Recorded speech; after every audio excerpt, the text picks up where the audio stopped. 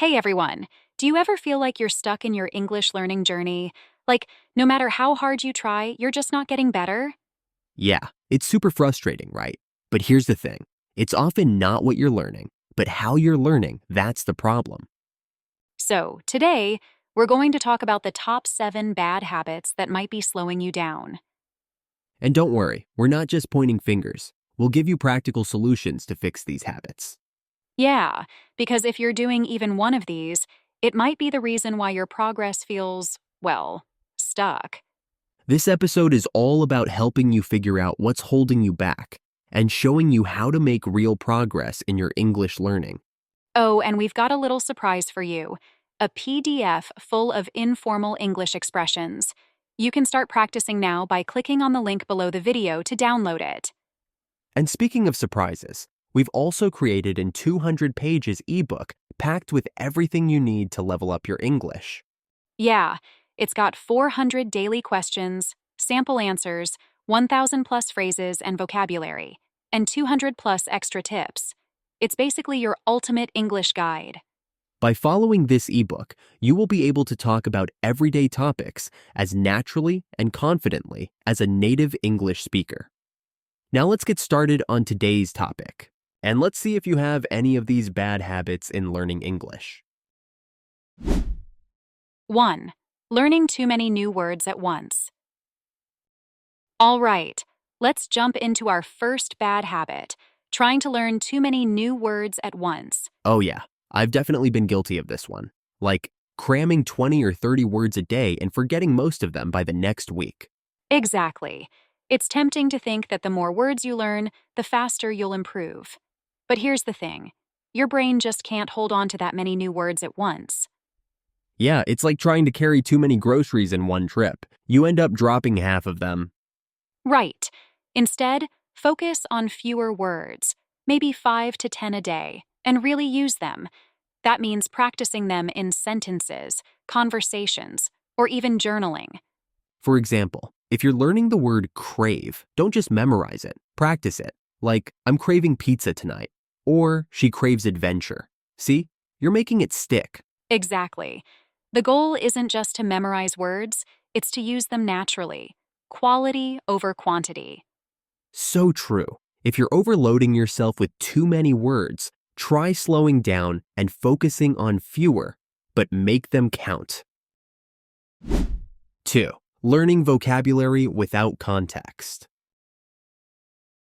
All right, let's talk about habit number 2, learning vocabulary without context. This is such a sneaky habit, and it can really hold you back.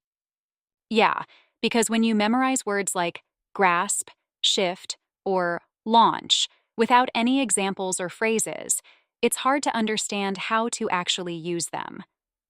Exactly. Words aren't just about definitions, they're about how they're used in real life. And if you only learn them in isolation, you're likely to forget them or use them awkwardly. Right, and that's why learning words with context is a game changer. For example, instead of just memorizing grasp, learn it in phrases like grasp the opportunity or grasp the concept. Oh, I love that. Or take a word like shift. You could learn phrases like shift gears, shift focus, or night shift. Suddenly, the word feels way more practical. Exactly. And here's another one, launch.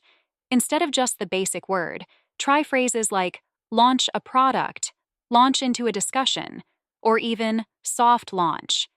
These phrases show how the word is used in different scenarios.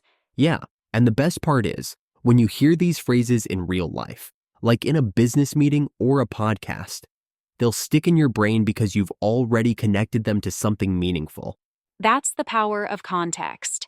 It's not just about learning a word, it's about learning its personality, how it behaves in sentences, and how it connects to real life. So, if you've been cramming single words, try learning them in phrases or even short sentences. Context makes everything easier to remember, and it makes you sound way more natural. Oh, yes. When you learn vocabulary in chunks like this, you're not just improving your memory, you're actually preparing yourself for real conversations. 3. Using only formal English. Let's move on to habit number 3, using only formal English. Honestly, this is such a big one. Yeah, because let's face it, formal textbook English might help in exams, but it doesn't really work in everyday conversations. It's like if someone says to you, "What's up?" and you reply with, "I am fine, thank you." And you? Well, it just sounds a bit stiff, doesn't it? Totally. Instead, you could just say, not much, how about you? Or even, I'm good, what's up with you? Right. And it's the same with leaving a conversation. Instead of saying, "I need to leave now," you can say, "Gotta go," or even, "Catch you later." These little changes make you sound more natural. Yeah, and the best part is, using informal phrases helps you connect better with people. It makes your conversations feel relaxed and friendly, just like native speakers. And if you're wondering where to find more phrases like these, we've got you covered. We've created a free PDF full of informal English tips. It's packed with everyday phrases, when to use them, and even examples of how to practice. Trust me, this will make a huge difference in how natural you sound. So go download it now and start practicing. It's a small step, but it'll make a big impact on your English. 4. Thinking in your native language first. Well, this one's a big challenge for many learners. Oh, for sure. When you translate everything from your native language into English, it slows you down and makes sentences sound a little off. Well, you might end up with awkward phrases that don't feel natural in English. Like, if you translate directly, you might say something like, he makes me nervous, when you really mean, he gets on my nerves. That's so true. Translating can also break your flow because you're constantly switching between two languages in your head.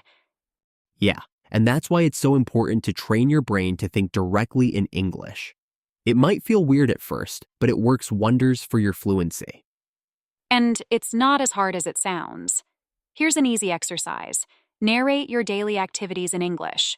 For example, while you're brushing your teeth, think something like, "Okay, now I'm brushing my teeth. The water is cold." Oh, I like that. And here's another one. Describe your surroundings in real time. Like, if you're walking outside, think, the sky is cloudy. I see a dog running. The air feels chilly. Yes, and the more you do this, the faster your brain will get used to forming thoughts in English instead of your native language. It's all about building a habit. Start small, and soon you'll notice that you don't need to translate anymore. It'll just flow naturally. Thinking in English is a powerful step toward fluency. Give it a try. You might be surprised at how quickly you improve. 5. Overusing the same sentence structures. Now, here is the thing. If you always say the same things like, "I think," or "I want," your speech starts to sound pretty robotic. Yeah, exactly. It's like you're on autopilot and your conversations lose that natural flow. Instead, you want to mix things up to sound more like a native speaker. Totally. For example, instead of always saying, "I think it's good," try something like, "In my opinion, it's great." It's more interesting and shows a bit more personality. Or instead of, I want to eat pizza, you could say, I'm craving pizza, which sounds more natural and casual. Yes, little changes like this can make a huge difference in how you come across. And if you're looking for more variations and examples, we've got something special for you. That's right. We've created an ebook that's different from our other PDFs. This one's packed with 200 pages full of detailed phrases, sample answers, and vocabulary for every daily topic you can imagine. It's got everything you need to sound like a native speaker, whether you're talking about food, work, or even social situations. You don't need to buy it right now, though. You can get a sample version for free by clicking the link below. It's a great way to get started and see how it'll help you improve your everyday English. So, make sure to grab your free sample now and start practicing those real-life phrases. 6. Over-apologizing for mistakes. All right, habit number 6. Over-apologizing for mistakes. This is something a lot of learners struggle with. Yeah, I see it all the time. People constantly say, "Sorry for my bad English," even when they're just making small mistakes. But honestly, that doesn't help at all. When you keep apologizing, it lowers your confidence and makes you sound less sure of yourself.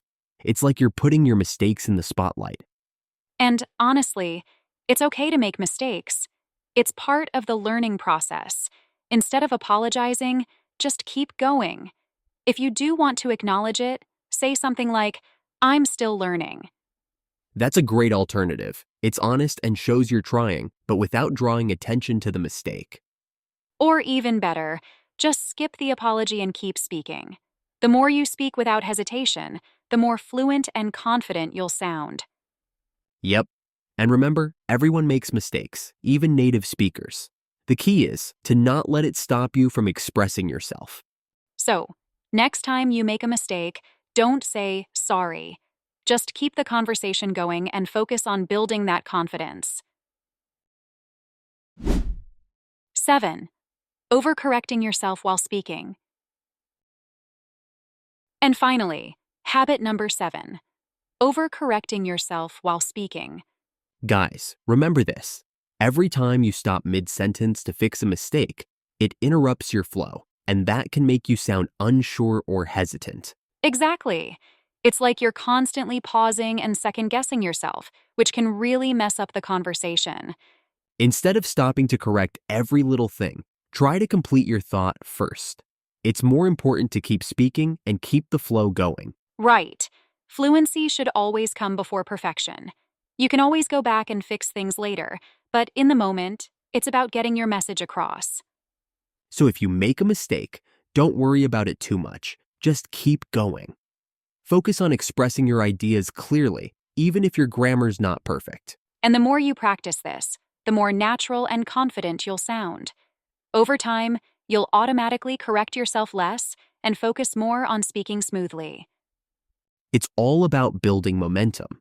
By the way, the word momentum is the energy you build up over time that helps you keep going. The more you speak, the easier it gets, and your fluency will improve without you even thinking about it. So remember, don't overcorrect yourself. Just finish your thoughts and focus on fluency. You'll get there. So guys, these are the 7 bad habits in English learning that we are talking about today. We really hope these tips help you avoid some common bad habits and boost your English learning. Yeah, if you want to keep improving your skills, don't forget to visit our website. We've got tons of great content to help you along the way. And make sure to grab our free sample ebook.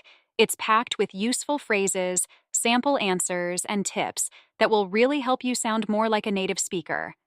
Trust us, it's definitely worth checking out. So don't miss it. Click the link below and start practicing. Thanks for listening, and we'll see you in the next episode. Keep learning and stay confident.